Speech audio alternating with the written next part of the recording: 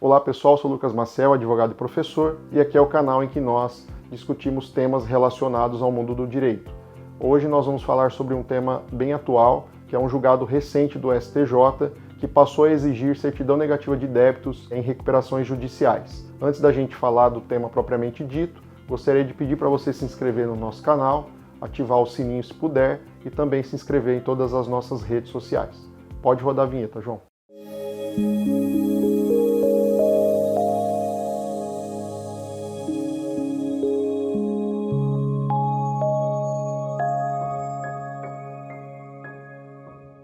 Bom, pessoal, como nós já mencionamos, o nosso vídeo de hoje vai falar sobre um recentíssimo julgado do STJ que passou a exigir a necessidade da certidão negativa de débitos para o ajuizamento de pedidos de recuperação judicial. E isso é algo que é bem interessante e que muda bastante a forma de trabalhar com esse tipo de temática. Mas antes da gente explicar mais detalhes sobre essa recente decisão do STJ, é importante a gente fazer um rápido histórico para você que nos acompanha entender certinho como foi que as coisas aconteceram. Quando a Lei de Recuperação Judicial foi aprovada, não havia ainda um entendimento muito tranquilo sobre isso. Então o que começou a se entender é o STJ interpretando os artigos referentes a isso, tanto no CTN quanto na legislação da recuperação judicial e falência, é no sentido de que não haveria necessidade de apresentação da certidão negativa de débitos ou também a certidão positiva com efeito de negativa. Isso porque a legislação que criou essa necessidade falou que dependeria de uma outra legislação que não havia sido criada até então. Por esse motivo, então, o STJ entendia pela desnecessidade de apresentação de certidão. Então, naquele momento, todo mundo entrava com pedido de recuperação judicial e não precisava apresentar nenhum tipo de certidão de débitos. Então, eu vou ler para vocês aqui um entendimento que era pacífico no STJ nesse período. Direito empresarial e tributário, recurso especial, recuperação judicial, exigência de que a empresa recuperanda comprove sua regularidade tributária. Artigo 57 da Lei 11.101 de 2005 e artigo 191A do Código Tributário Nacional. Inoperância dos mencionados dispositivos. Inexistência de lei específica a disciplinar o parcelamento da dívida fiscal e previdenciária de empresas em recuperação judicial. O artigo 47 serve como um norte a guiar a operacionalidade da recuperação judicial, sempre com vistas ao desígnio do Instituto, que é viabilizar a suspensão da situação de crise econômico-financeira do devedor, a fim de permitir a manutenção da fonte produtora, do emprego, dos trabalhadores e dos interesses dos credores, promovendo assim a preservação da empresa, sua função social e estímulo à atividade econômica. O artigo 57 da Lei 11.101 de 2005 e o artigo 191A do CTN devem ser interpretados à luz das novas diretrizes traçadas pelo legislador para as dívidas tributárias, com vistas notadamente à previsão legal de parcelamento do crédito tributário em benefício da empresa em recuperação, que é causa de suspensão da exigibilidade do tributo, nos termos do artigo 151, inciso 6 do CTN. O parcelamento tributário é direito da empresa em recuperação judicial, que conduz à situação de irregularidade fiscal, de modo que eventualmente descumprimento do que dispõe o artigo 57 da Lei de Recuperação Fiscal só pode ser atribuído, ao menos imediatamente por hora, à ausência de legislação específica que discipline o parcelamento em sede de recuperação judicial, não constituindo ônus do contribuinte enquanto se fizer inerte o legislador a apresentação de certidões de regularidade fiscal para que lhe seja concedida a recuperação. Recurso especial não provido, STJ, RESP 1.187.404 do Mato Grosso. Com esse julgamento, então, do STJ, que era pacífico para todos os entendimentos no Brasil inteiro, o que se entendia é que havia uma dupla omissão.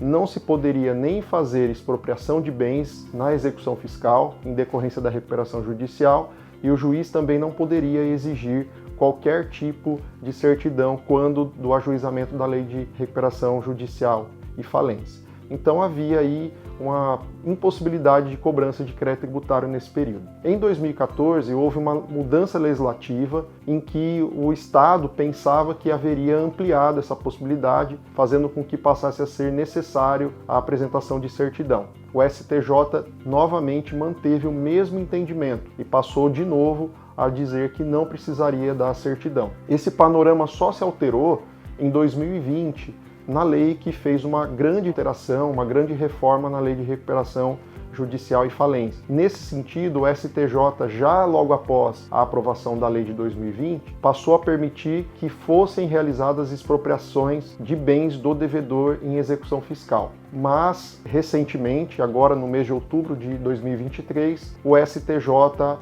fez um novo entendimento e agora sim passou a exigir a CND para que fosse aprovada a recuperação judicial. Eu vou fazer a leitura da breve ementa para vocês poderem ter conhecimento. No recurso especial 2.053.240, a terceira turma entendeu que a exigência da regularidade fiscal como condição à concessão da recuperação judicial, longe de encerrar um método coercitivo espúrio de cumprimento das obrigações, constitui a forma encontrada pela lei para, em atenção aos parâmetros de razoabilidade, equilibrar os relevantes fins do processo recuperacional em toda a sua dimensão econômica e social, de um lado, e o interesse público titularizado pela Fazenda Pública, de outro, justamente porque a concessão da recuperação judicial sinaliza o almejado saneamento como um todo de seus débitos. A exigência de regularidade fiscal da empresa constitui pressuposto da decisão judicial que assim a declare, sem prejuízo de possíveis críticas pontuais, absolutamente salutares ao aprimoramento do ordenamento jurídico posto e das decisões judiciais que se destinam a interpretá-lo,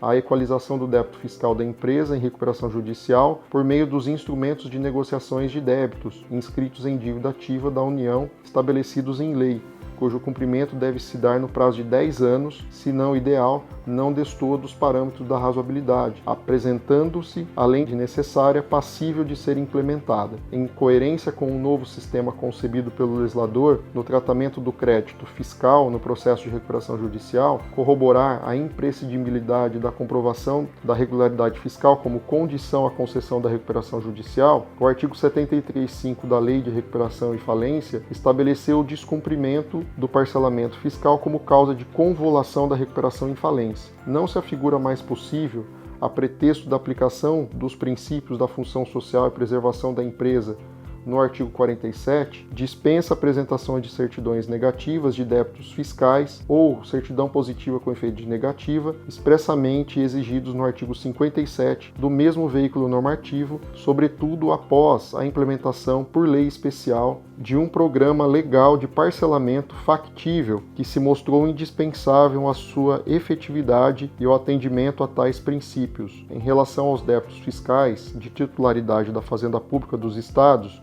do Distrito Federal e dos municípios, a exigência de regularidade fiscal como condição à concessão da recuperação judicial somente poderá ser implementada a partir da edição de lei específica dos referidos entes políticos, ainda que restrita em aderir aos termos da lei federal. Como vocês puderam ver, esse entendimento é da terceira turma do STJ, mas, ao que tudo indica, vai ser um entendimento para todo o STJ, a quarta turma também caminha nesse sentido, e para isso, então, passa-se a ser necessária a apresentação de certidão negativa de débitos ou certidão positiva com efeito de negativa de débitos federais para que o juízo autorize o processamento da recuperação judicial. Então, isso é uma nova exigência, é algo importante e que cabe a todos ficarem atentos para que não haja aí um problema na hora do protocolo da recuperação judicial. Esse foi o nosso vídeo de hoje, fico à disposição para outros esclarecimentos. Até o próximo.